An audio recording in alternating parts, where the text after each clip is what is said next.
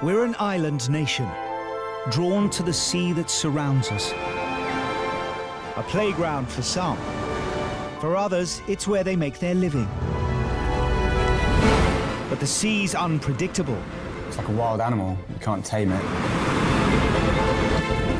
There to save our lives is a volunteer army of over 5,000 ordinary people, ready to leave their jobs, their families, and race to our rescue. When the pages go off, we have to prepare for absolutely anything. Go, go, go!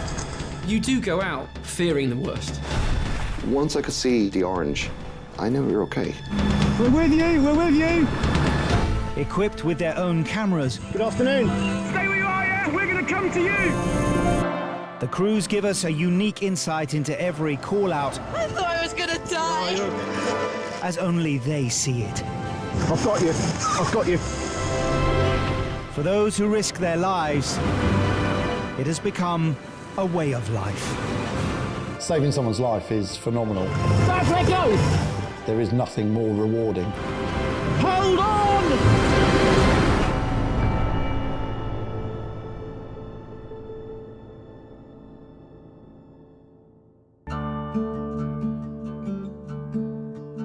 On the North Devon coast, where the River Torridge meets the River Tor, is the popular fishing village of Appledore.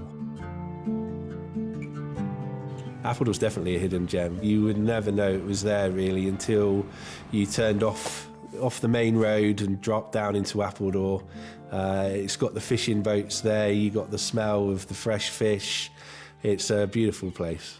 There just seems to be something about Appledore that keeps bringing you back. There's something special about the place. Despite its popularity, Appledore doesn't have its own beach, though it is surrounded by some of the best in Britain. To the south, Westward Ho. To the north, we've got surfing villages, Croyd, Woolacombe, yeah, centre of the universe. I think Woolacombe's now one of the busiest beaches in the country. The way that people use the water in the area is all sorts of water sports, from jet skiing, paddleboarding, fishing, kayaking, cold water swimming. That's become hugely popular now. June, July, August, September, the influx of visitors is colossal. It's like, how on earth does Appledore fit this many people in it, you know? The peak summer months are also the busiest time for Appledore Lifeboat Station and its lifeboats. We have all-weather boats, which is a Tamar class. We also have an Atlantic 85, which is our fast response boat. And then we have our D-class, which we use as a boarding boat to get out to the Tamar class, but we can also use it to get up the two rivers on a lower tide. The station also has another useful bit of unofficial kit, courtesy of one of the crew.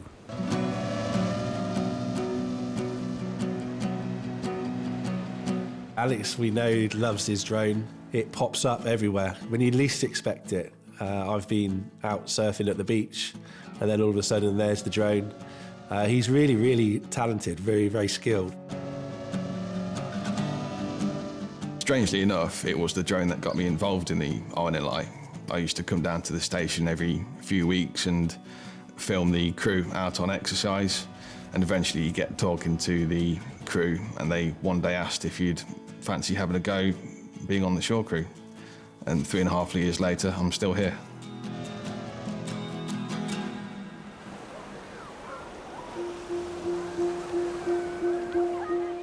Midsummer, clear skies, a perfect Sunday evening after a long, hot day.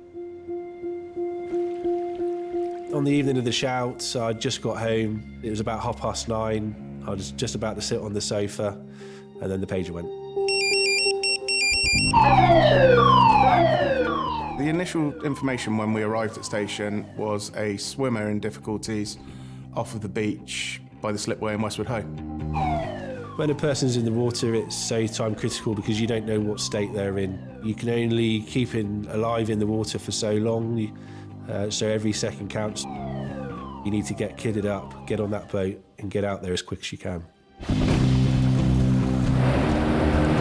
The crew quickly launched their fastest boat, the Atlantic 85, and head to location. Westward Ho's a couple of miles run for us from Appledore, so it can take a little while to get there. We've got to make our way out through the channel, so depending on the tide will depend on what route we take. It can take us 10 minutes to get out of the river.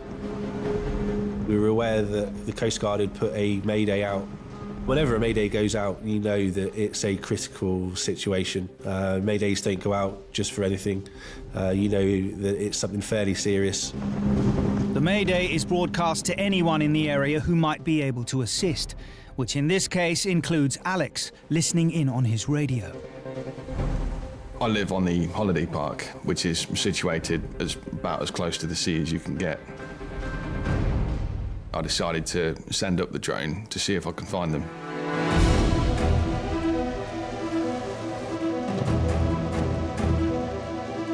The first thing I could see when the drone was in the air was a paddleboarder struggling to get back onto his board. When I got a bit closer, I could see that it was actually two people. One person was holding onto the paddleboard, but the other guy was barely holding on to anything at all. Josh, a paddleboarder and trainee lifeguard, has spotted the swimmer in trouble from the beach and paddled out to assist. When I got to him, he did look exhausted. He was lifeless, he was turning blue, he was shivering, even though he was unconscious. He was not in a good way at all. Pulled his face out of the water, his body, as best as I could, trying to keep him elevated. I got the casualty in between my arms, had his head resting on my shoulder upwards, so his face was facing the sky, keeping his airways open. I did see the drone. At first, I was a bit annoyed. I was like, oh, why is someone filming this? Like, instead of filming it, go get help. As Alex watches on, he spots a boat in the background also responding to the mayday. I could see this fishing vessel in the distance, so I sent the drone closer to it, just in case it needed guiding into the casualty. You're just hoping that this vessel is going to follow where you're trying to lead them to, because you can't communicate with them. Alex maneuvers his drone to try and catch the fishing boat's attention and sees it turn towards the paddleboard. That was quite a relief, seeing that the boat had making a turn and it was heading towards the casualty and starting to slow down. When it flew over to the boat and it came back, I guess maybe I thought, yeah, they were just trying to help us.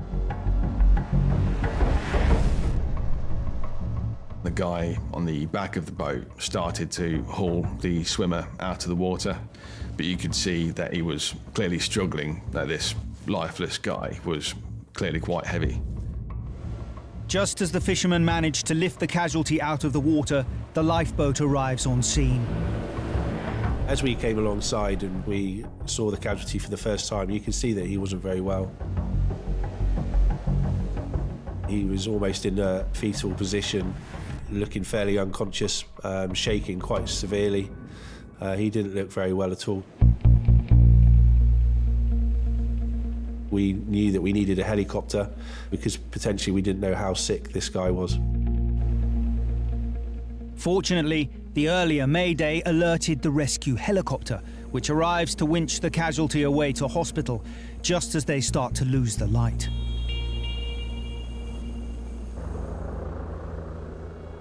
I think it was the quickest winch I've ever witnessed. Literally, the helicopter came in, he was on the deck, assessed the casualty, and he was gone again. It was literally that quick. It's in your mind constantly, is he going to make it? Is he not? He's in the best possible hands, so you'd hope that he is going to make it, but you still don't know.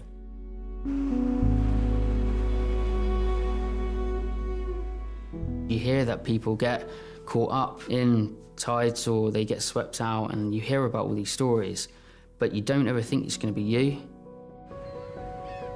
Jack had gone for an evening swim to cool off after one of the hottest days of summer.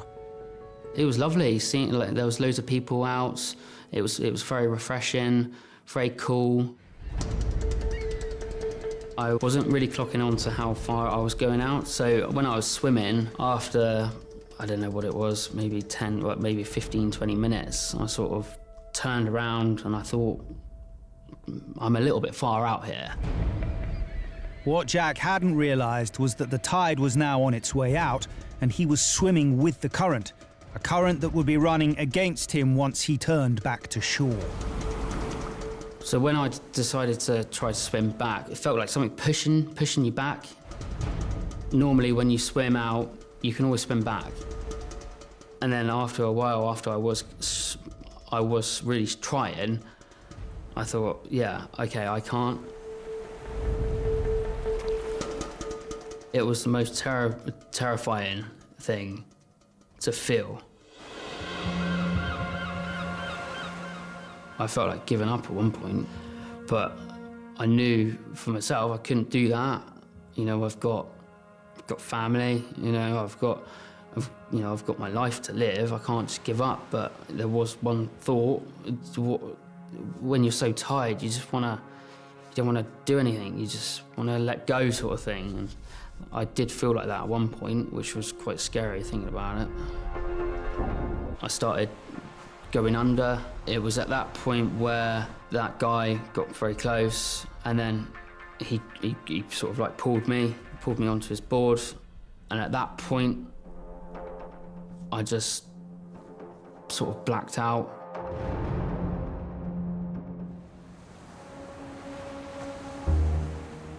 I don't remember the lifeboat arriving.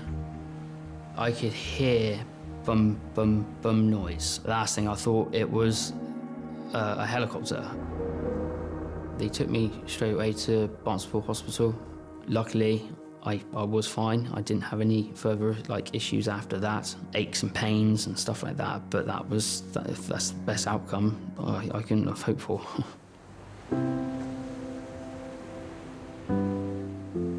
I do feel that the paddleboarder was a hero that day. His quick actions saved someone's life.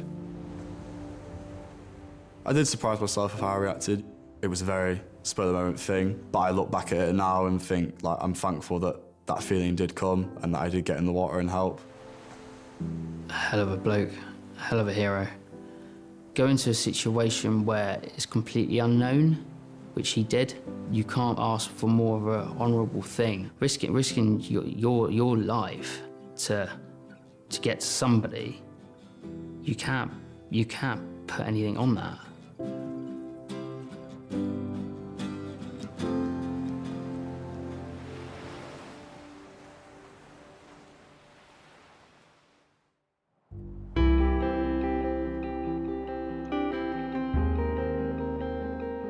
Facing out to the Irish Sea, on the western edge of Wales, is the historic and unique city of St David's. St David's is the smallest city in the UK, and it has that status because of the cathedral. So lots of people visit it each year for that, but then equally lots of people also visit it for the coastal beauty. It's a lot like Cornwall in how it looks and feels, I think. That's what probably most people know it for, is the beaches and the coast path and small fishing villages and the like. The St David's Lifeboat Station, founded in 1869, lies just outside the town, in a bay named after another local saint. Our lifeboat station is situated in a little bay called St Justinian's, and we've had a lifeboat station in St Justinian for just over 150 years. It's quite a unique site because it's actually 3 lifeboat station buildings in the bay. We've got a very old one, built back in the 1800s, which housed our first 2 rowing and sailing lifeboats. And then we had another one built above that, and then our new lifeboat station, where our current Tamar's housed. The main dangers in our sort of stretch of water is we have some pretty extreme tidal currents. As the tide swings, it can go from being flat calm to being proper rough in literally minutes. In July, August, the summer periods, our population can probably swell to in excess of 20,000 people within a sort of 3-mile radius of the town. Obviously, with all those extra people in and around the coast, we tend to get most of our shouts through the summer months. Early July, And at St David's Lifeboat Station, the busiest time of the year is about to deliver their biggest shout. It was about 3ish in the afternoon, and I was out on my boat doing a bit of fishing, and I could hear on the radio a local passenger boat talking to the Coast Guards, saying that he'd come across a group of paddleboarders in a dodgy area. And I just thought, oh, something's going to happen here. So I started making my way round by boat to the lifeboat station, and the pages went off on the way round. The first thing I heard was 16 casualties, paddleboarders, were around the back of Ramsey Island. When Will told me how many people were in difficulty, I was very surprised because of the number of people, but also where they were. Ramsey is a little island just off the peninsula of St David's, right opposite the lifeboat station. It's about 2 miles long, about a mile across at its widest points, so it's a dedicated bird reserve now and a wildlife reserve. Though Ramsey Island, a little over half a mile from shore, may be a safe haven for wildlife, for seafarers, it's a little less welcoming. Around Ramsey Island, we've got a lot of tides running, so it can pick up and it can be very rough. Where they were, potentially they were in huge danger. With so many potential casualties, the crew quickly launched their biggest asset, the Tamar-class all-weather lifeboat, and head out to Ramsey Island.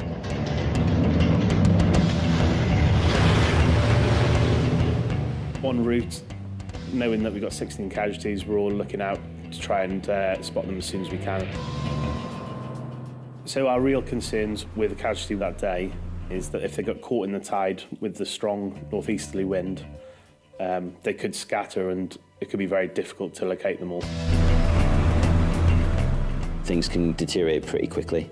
I know that day was, really warm and sunny and really pleasant conditions, but actually if the weather picked up, they could have been exposed to rough conditions, choppy seas around the west of the island. They could have suddenly found themselves in the water and unable to stay on their paddleboard, so that would have been a very different kettle of fish. But even as the crew raced to location, at Ramsey Island, the group of 16 paddleboarders and kayakers are blissfully unaware of the danger they're in. Everyone was quite cheery, excited to be out. There were children, 2 kids, and the rest were adults, varying ages. Paul and the rest of the party had headed out earlier when the tide was slack and still.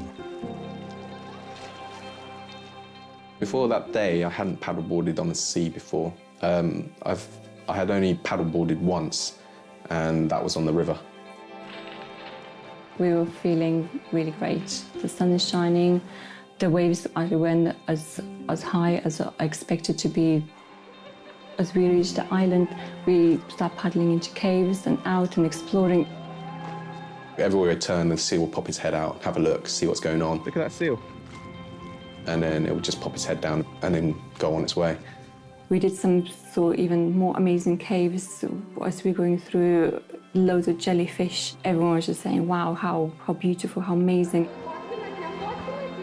We were on the southwest side of the island taking pictures because it was really beautiful there. And then there was this sort of strong bit of current. Well, strong. One of our paddleboarders, he actually fell off and he lost his paddle. At this point, a tour boat came past. He just came over and said, do you realise that a member of your group is getting pulled out to sea? And he said, do you want me to call the lifeboats? There were kids with us and people of different ages and stuff. Some of the elderly people, they may not be able to get back as easily. They managed to convince us that it's a good idea to radio for the RNLI. It takes the lifeboat 10 minutes to reach the west side of Ramsey Island, where the paddleboarders and kayakers are now being spread out by the strengthening current. Lifeguards here. As we came into the bay, we could see they'd managed to tuck themselves right under the cliff, so they were out of the wind and the current. Big, innit? Yeah, they had to get a big one to carry all of us. The fact that none of them were standing up on their feet, I think, was a sign that they weren't very experienced. There was a couple of them sharing paddleboards with younger children, which I was a bit surprised about. Some of them had buoyancy aids, some of them didn't. Obviously, if they ended up in the water, then they could have been in real trouble. It's caught on camera. They had mobile phones, but they would have been about as much use out there as a chocolate teapot, because on that side of the island, there's no mobile phone reception. So they were completely oblivious to the fact that they were actually in any difficulty at all. Though the group are sheltered by the island, the current now running around it will sweep them quickly out to sea the moment they try and paddle ashore. Which means their only hope of returning safely to land is on the lifeboat. Well, there's a bit of head scratching when we first got there to see how we're going to get them and all their kit on board. Guys, wait a second. So what we did was we folded the door down at the back, which then sort of drops down to water level, and the paddleboarders basically one by one came alongside our stern, and we helped them into the lifeboat and carried all the gear and stored it around the side of the lifeboat. And gradually moved them into our wheelhouse because we were running out of space on the deck, basically. It's just like Titanic, isn't it? Women and children first, right? As soon as we got them on board, one of them came up to me and said, "So what would have happened?" Yeah. Would we not have made it if we went around there? The tide floods here faster than you can paddle. Over there, yeah? Take you to Scotland. Really? Down the channel, yeah. Always want to go to Scotland. He didn't seem to mind the joke, you know, so I thought that there was no judgment, it was all very positive. It was an amazing experience to be on a lifeboat. The crew were amazing. They were professional, they were very supportive, they were kind, understanding.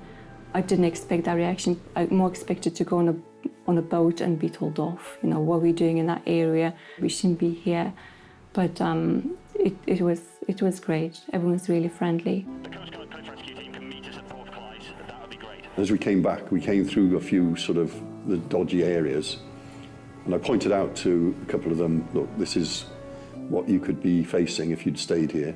And they did sort of open their eyes a bit, I think. It did dawn on us that, yeah, I don't think we could have gotten back that easily, because when you're in a powerful boat, like a lifeboat, it just cuts through the water. But what was clear is the distance, because it took us actually maybe 20 minutes to get back. We took the casualties back to Porthclais Harbour, which is the local harbour in St David's where they'd launched from. Thinking back on it, we don't know what could have happened to some of the weaker paddlers. We had 2 kids with us. So there was a genuine sense of relief, having been picked up by the RNLI. We didn't really research on that area, and we did refuse their help initially, but it was the best for everybody. Just because I don't know how we would have actually made it back. You know, sometimes you have to just accept the help. You need a hand? If the weather had picked up, this could be, you know, a tragedy, a big tragedy. 16 people out on the water, no means of self-rescue. I wouldn't like to think what would happen if it had gone wrong. In 26 years, I've never had to deal with that number of casualties and that number of watercraft. One thing I rapidly learned as the whole-time coxswain after that is a service return which involves 16 persons and 16 watercraft requires 16 times the amount of paperwork.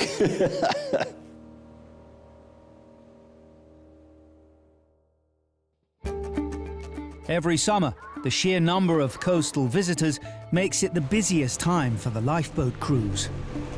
They even have a name for it. I believe the guys and girls at the boathouse will describe this as silly season at the moment. A normal day in silly season would be, you know, wind offshore and people getting too far out and getting blown out on lilos or small dinghies. People go out in things that they've bought at supermarkets. They go out on inflatables and think, I'll quite happily go on this kayak that I bought for 30 quid. They go out full steam, they turn around to come back and they realise they've gone too far. Before they know it, they're trying to paddle against a breeze and it's blowing them out to sea. Thank you so much. Got you. We never judge a casualty, regardless of how they got into the situation. We're there to help them, so no, we never judge. Well, I try not to judge, but if they're out on their yacht in their Ugg boots and a pair of tracksuit bottoms and no life jacket, no mobile phone, then yes, it's their own fault. But I can't say that.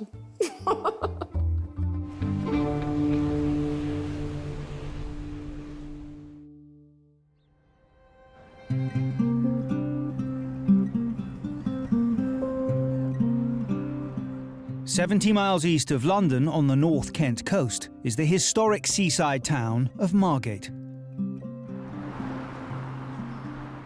Margate used to be known for its beanos. People used to come down here, have a good time, lots of beers, and then go back home. But we still get that now, and it seems to be up and coming. We've got a lot of people, I think, coming down from London, buying property, and it's becoming quite hip and happening now. It can get stupidly busy in the summer. You know, on a sunny weekend in August, for example, the beach can be absolutely packed. And Margate Beach, even though it's quite a sizable beach, will reduce by approximately 50% when the tide is in. So that will compress all of those people into quite a small space. The lifeboat station here has been rescuing holidaymakers since 1860. As well as patrolling dangers lurking beneath the waves a little further out to sea. So the area our lifeboat covers is quite a big patch of water, but there's also quite a lot of sandbars. As soon as you go more than a mile offshore, you need to have your wits about you to not clobber a sandbar.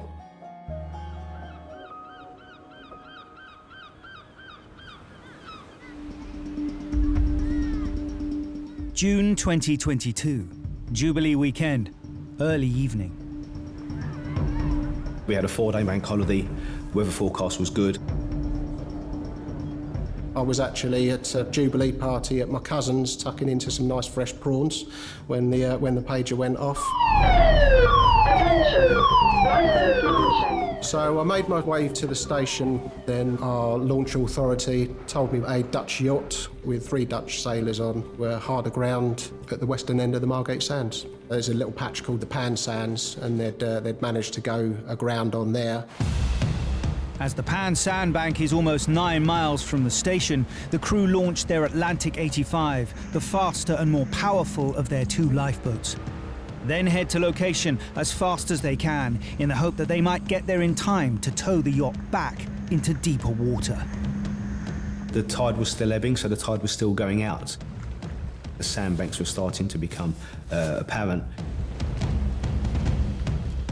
One of our main considerations was not to get caught on a sandbank assisting a vessel that was stuck on a sandbank. It's 15 metres. To avoid getting stranded themselves, the crew head out into deeper waters first, before turning back and approaching the yacht from seaward. 10 degrees to port, depth is 1010. Are we comfortable to go straight in now? Or do you want to come down more slowly? Let's get parallel with her and then we'll depth is 2.2.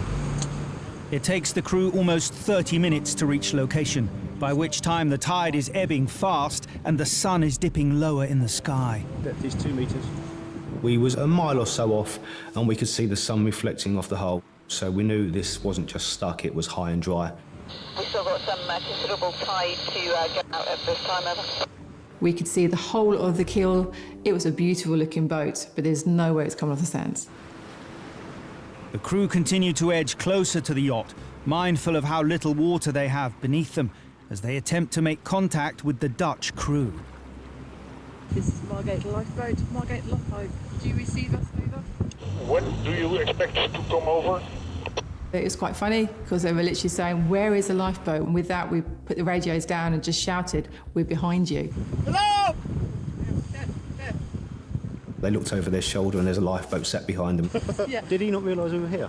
Injured or not injured, over? Not over. Once we got communicated with the actual owners, we just had to figure out how we're going to get them off safely and also not get stuck ourselves. It became quite apparent very quickly this wasn't a tow job. Life jackets on, welcome to here.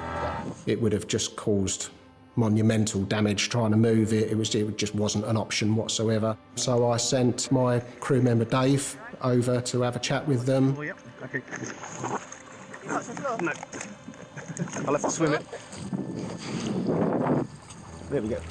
Yeah. It's quite a surreal feeling when you're walking to land in the middle of the sea, like a beach in the middle of the water.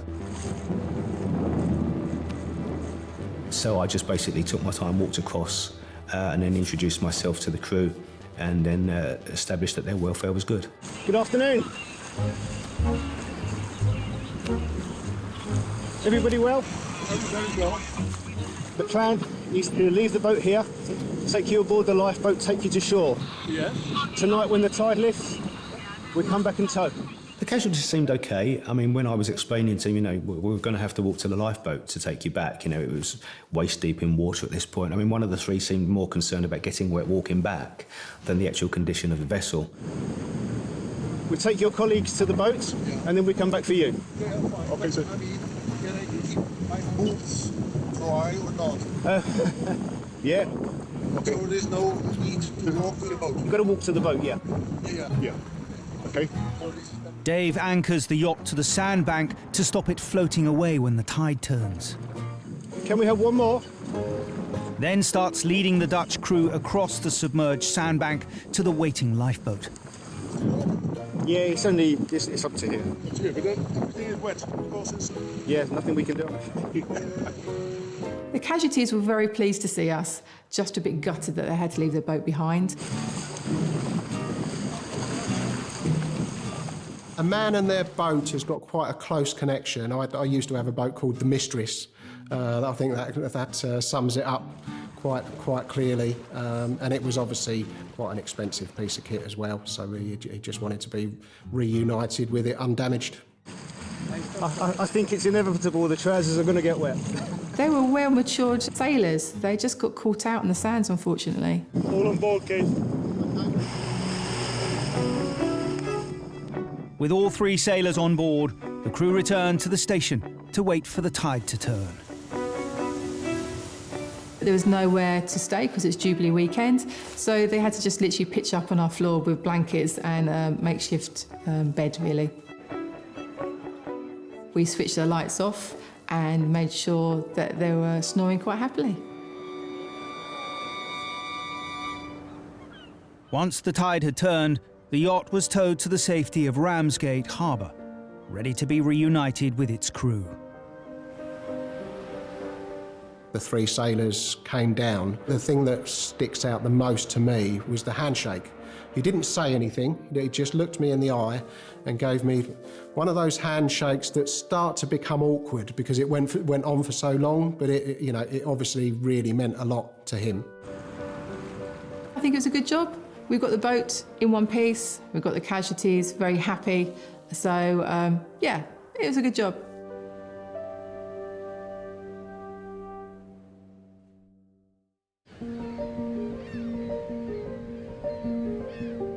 Over 300 miles north on the far edge of Scotland is the small coastal town of Kinghorn. Kinghorn is absolutely beautiful. Two really stunning beaches, panoramic views right out from the Isle of May right round to Edinburgh.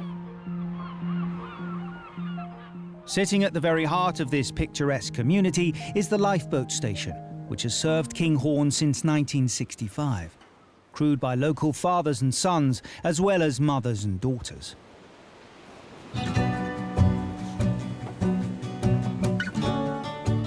I joined the Lifeboat when I was 17 because my mum had been involved in the Lifeboat crew when I was a child, so it was something that I'd always grown up with. Megan's mum, Liz, joined the crew back in 1998, when Megan was just 7 years old. Initially, when I joined, there was only one other female on the Kinghorn crew. The kids enjoyed being down here. The rest of the crew were fabulous with them. There were times when me and my sister both had to come down if Mum had been called out, and we would stay at the station whilst Mum went out on the boat. And I was always really jealous because that was the fun part and I wanted to be part of that. At the moment, I'm a trainee helm at Kinghorn. I've been on the crew for 14 years and I'm going through the helm plan at the moment to get extra training to move towards fulfilling that role. Yeah, you don't have to be a salty old sea dog to go to sea or to be part of the RNLI. Yeah, you can play to the strengths of everybody. So, yeah, it's good. Though Liz is no longer crew, she still volunteers as shore support, and when the pager sounds, it is now she who has to wait anxiously for the boat to return.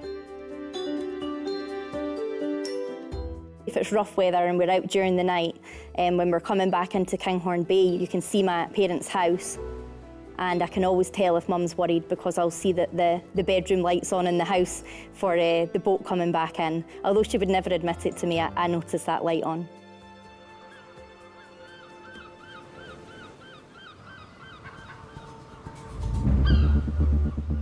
Late summer, Sunday lunchtime.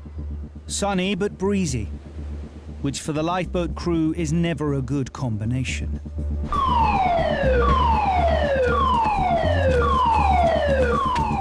When I arrived at the station, we were informed that there was a paddleboarder in difficulty not far off Portobello. Portobello Beach is one of the busiest beaches in Scotland. East side of Edinburgh, directly opposite the lifeboat station. As the crew get kitted up, the shore team prepare the station's B-class Atlantic 85 for immediate launch. How we launch the boat at Kinghorn is we have a tractor which pushes a trailer which has the boat on it into the water, and then we launch straight from the trailer and head off in whatever direction we need to be going in. The crew set off, beginning the 7-mile trip across the Firth of Forth towards Edinburgh at their top speed of 35 knots. We certainly were very keen to get there as quickly as we could. I think we were all quietly concerned that the paddleboarder might make the decision that some people sometimes make to leave the paddleboard behind and try to swim ashore. Another year-round concern at Kinghorn is the water temperature. In the Firth of Forth, the water's cold and you'll feel the effects of that cold fairly quickly. It's not really somewhere you'd want to be for very long. It generally takes the crew around 10 minutes to reach Portobello Beach from the station. But as they draw closer, they discover that help has already arrived. A message was passed to us over the radio that a local man who was going out kayaking had gone out on his kayak to assist.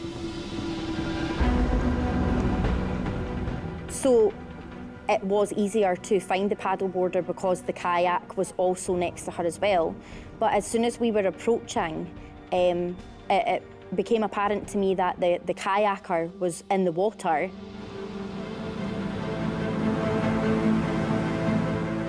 My immediate thought was, I wonder if he'd tried to help her onto the paddleboard or to his kayak, and that had then caused him to capsize as well. It really wasn't clear at that stage what was going on. As the initial casualty, the paddleboarder is out of the water and not in any obvious distress. The crew approach the capsized kayaker first. Do you know what's happened? I can't really use my arms very well. I don't know why. I asked him if he was okay. His response was that he couldn't really feel the right side of his body. He couldn't feel his right arm. Feeling well before you ended up in the water? It's going a bit odd, yeah. I meant Odd in what way? listening to the side. He was slightly mumbling his words, and he appeared to be in a little bit of sort of confusion and maybe a little bit of pain as well. Probably a bit strange. Try not to go too much that way. Watch your head there. My immediate reaction was it was probably the cold water that was doing that.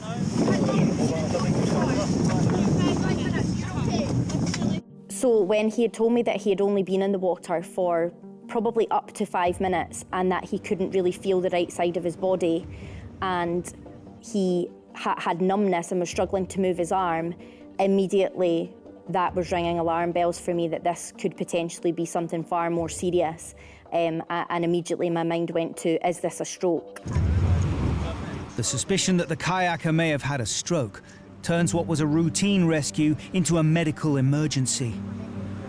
Try and get you to come further to this side. Just try and keep your head up out the water. Could you request an ambulance, please?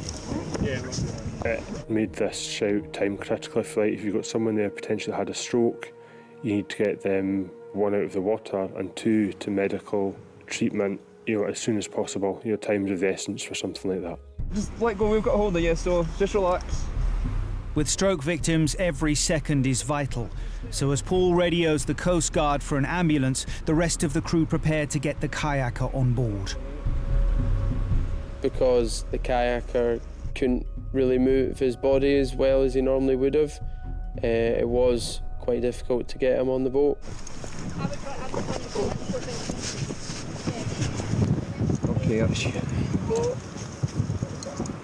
As soon as the male was brought onto the boat, I then positioned myself down on the deck next to him and started to go through our casualty care procedures. It was also clear by this point, once he was on the boat, that not only was he struggling with his right arm, but that feeling was spreading right down the right-hand side of his body.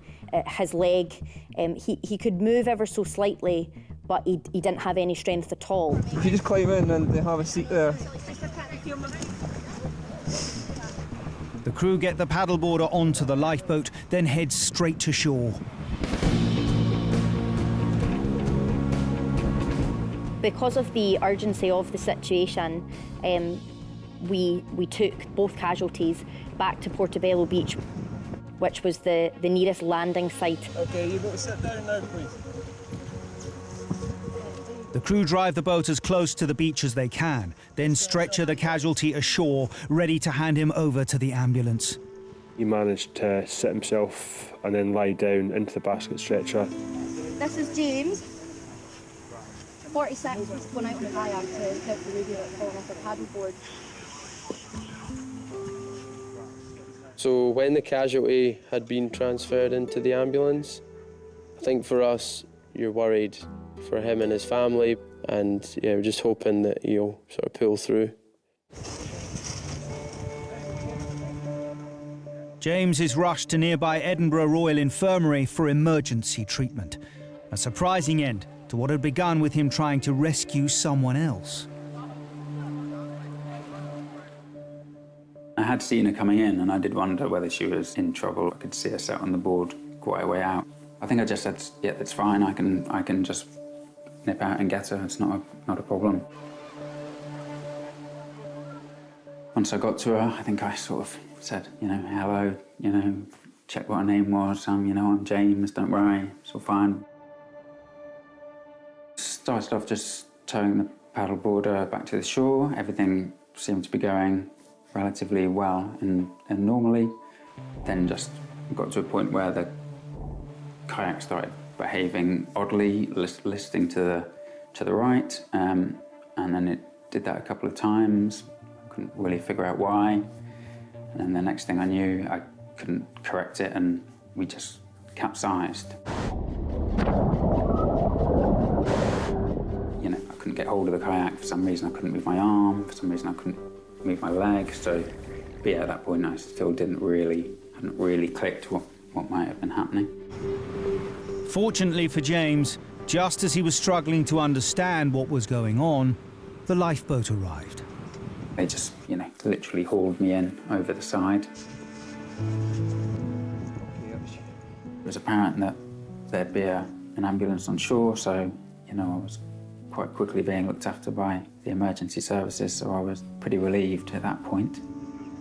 The hospital confirmed very quickly that I'd had a stroke from a small bleed on the brain. It was a relief to get a diagnosis so quickly, I guess.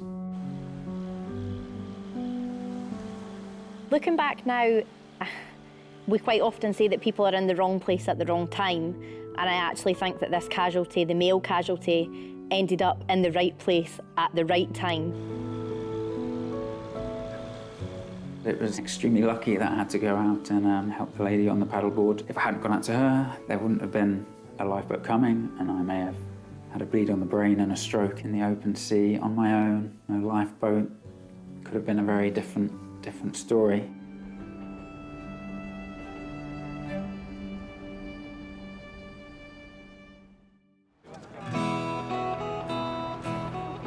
On the east coast of Ireland, 7 miles south of central Dublin, is the suburban harbour town of Dunleary.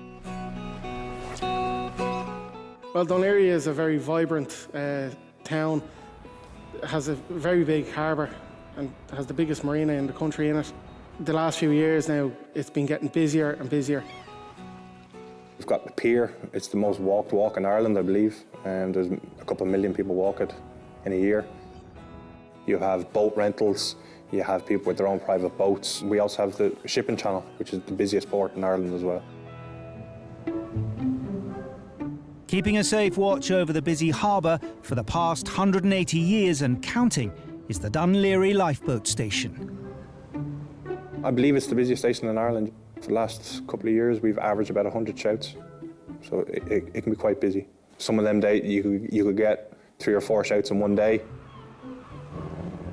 We have fishermen, swimmers. It could be anything when the pagers go off here in Dunleary. We don't know what we're going out to until we're on the boat, so we have to be ready for any type of scenario that's thrown at us at sea. Early summer, Saturday afternoon, calm conditions. A call comes in requesting immediate launch. When we got down to the station, Mark, the coxswain of the offshore lifeboat, he informed us that it was a boat caught in pots. So with Dublin Bay, it has a lot of lobster pots, and we find we get a lot of visitors and local people getting caught in the lobster pots unintentionally. It can be quite tricky to navigate through the bay without getting hit by one. With a line caught around the propeller of a boat, it could cause damage to the vessel, and it could possibly pull the shaft out of the boat, and it could start taking on water. The crew launched their all-weather boat and head to location at Scotsman's Bay, about 5 minutes from the station. For any shout, you always want to get there at best speed, best safe speed, because you never know what you're going to come across when you get there. We don't want people to get impatient either, which can cause a problem. As they may enter the water themselves. They might try and self-rescue as well, which can sometimes lead to further issues as well. When we came around the harbour, we could see the boat. It wasn't too far away at all. Given the type of vessel it was, we just thought that it was a local vessel out fishing for the day. As we came along closer beside it, it became apparent that it was a bit more than just your normal fishing boat. How many people are on it? To all our surprise, we found that there was 2 ladies up the front at the bow of the boat, and then there was a group down the back. So we kind of thought, what's going on here? CC picked it out. Yeah, it's a hen party. So in Dunleary, you do get quite a few hen parties and stags going out renting boats from the harbour and doing tours of Dublin Bay. The crew confirm what's wrong with the boat.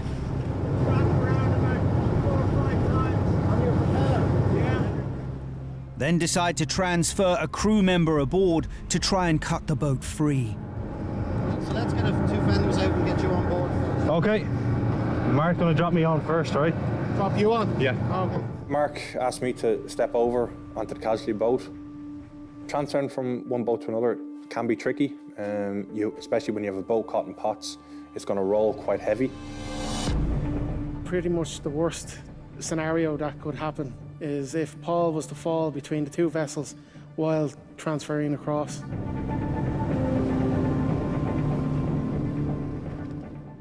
When I stepped on board, it soon became apparent that we were stepping into a party. There he is. Oh, look at this. Oh, yeah.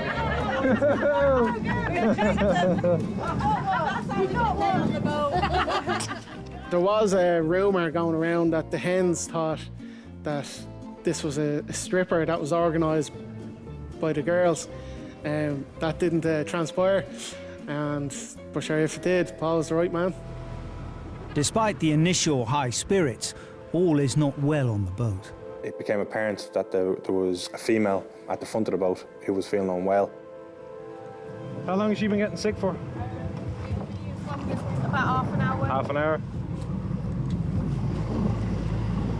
It actually transpired to be the hen was the one that was feeling ill. You all right? Obviously not. I know you're not really. But... I think she feels a little bit sick. Yeah. Okay. Feeling sick. But she's having a bit of anxiety, like panicking. Okay. Panic attack. With the casualty situation more serious than it first appeared, Paul radios back to the lifeboat with an update. Yeah, Mark, could do with getting this lady off. She's suffering from anxiety here. She'd probably be better off on her own boat there. Yeah, she's going to be very steady on her feet for transfer. The decision was best to actually leave her on the casualty boat. Trying to move her, it could have exacerbated the issue more. Just had a really bad spell of it. Right. So you have gotten sick, yeah? No? No. She's been a bit sick in here. So the plan now is to get the vessel under tow and bring it back to Dunleary Harbour with all casualties on board. To do this, we had to get rid of the line from around his propeller.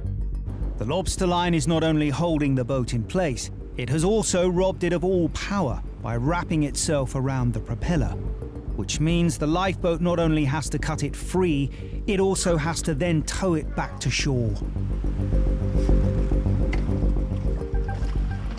Tony, ready? Right. Mobile under the lifeboat. Yeah, you have the tow now, Mark. You have the tow. With the boat now free, they begin the slow tow back to shore. An unexpected conclusion to what had begun as a fun day out for the bride-to-be. The day we actually got there, we just had a really good feeling that we were just going to have a lovely day, especially after the captain told us where he was taking us. I couldn't have picked a better day to get stuck in the water. Once we got on the boat and we all kind of got ourselves settled, the girls had explained that there was Prosecco, there was sandwiches, there was food. Everybody okay back here? Having the crack. It was just lovely. We were giddy, we were laughing, we were having really lots of fun. And one of the girls said, "Oh, we've not actually moved for a while yet. We've just kind of been bobbing along." Oh, we have another. Are you okay? The skipper, Vinny, said that the propeller had potentially got stuck on the rope of a lobster pot, and then a fully clothed Vinny suddenly became a partially clothed Vinny. And before we could say anything, he jumped off the side of the boat, knife in hand, and it just disappeared under the water. I think that's when, in my head, I was starting to panic a little bit. When the skipper told us that he was going to have to call in and get some help, the atmosphere did change. It kind of went a little bit sombre. I remember not feeling great. He advised me to sit at the front of the boat, sit yourself down at the front, just kind of look out to the horizon and take some deep breaths. So at that point, I kind of moved myself up to the front of the boat. I could see the shoreline on one side, and when I looked on the other side, it was just the open sea. I felt almost a feeling of isolation. I just had emotions and thoughts going through my head of the worst possible scenario. And I think that in itself totally consumed me and just brought me into this panic mode and into this, we're not going to get off this boat, as dramatic as it sounds. When I saw the lifeboat coming towards me, I kind of felt safe and I felt like, yeah, we're actually going to be okay now. I think what you need is just a drink after this and just chill out and have the crack. Yeah. The journey back was fine. I sat with the casualty and her friend. She seemed to kind of calm down a bit, got a bit of chat out of her, and she seemed to kind of come around a bit more as well. It was in no doubt in our minds how grateful we were. So when we got off the boat, I was like, oh, thank you so much. And can I have my photograph taken with you? We got a few selfies with the guys and then off we went. The next couple of weeks then, Paul did get a bit of a stick from the rest of the crew, calling him the strippergram and all sorts. But Paul being Paul, he took it in good faith and all's well. Were they disappointed I wasn't a stripper? Yeah, I think they were, yeah.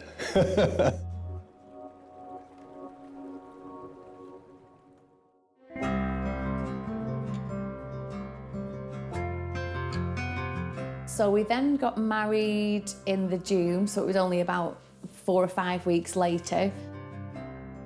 The wedding was absolutely wonderful. The weather was amazing. Everybody was in good spirits. When we sat down at the top table, the maid of honour, Donna, she actually did come out with this speech and she retold the story of the RNLI rescue. On our honeymoon, we went on a boat trip. I didn't actually panic at all. I think I knew that if anything was going to happen again, which thankfully it didn't, I knew that we would have been okay anyway because the RNLI would be there.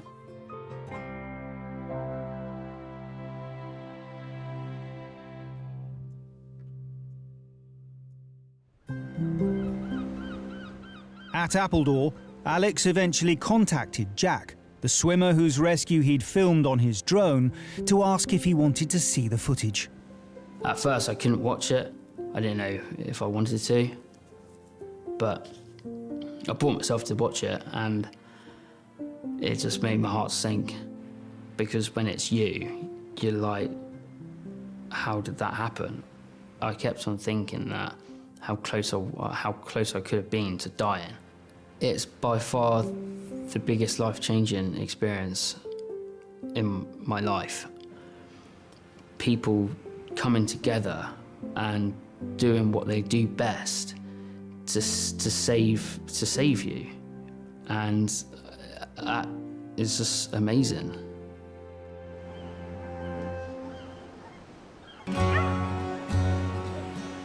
And James, the kayaker who came to the rescue in Kinghorn and ended up being rescued himself, is now steadily on the mend after his stroke. So I'm, 98% back. You wouldn't know. Minor niggles, but hopefully even they'll be gone. I'm now more aware of what could happen. It's rare and unusual circumstances, so you've just got to get on with it. So, it's not deterred me from kayaking. Lots of plans, as always, to get out. Hopefully not encountering the RNLI again in any unpleasant situations. Yeah, looking forward to more kayaking in the future.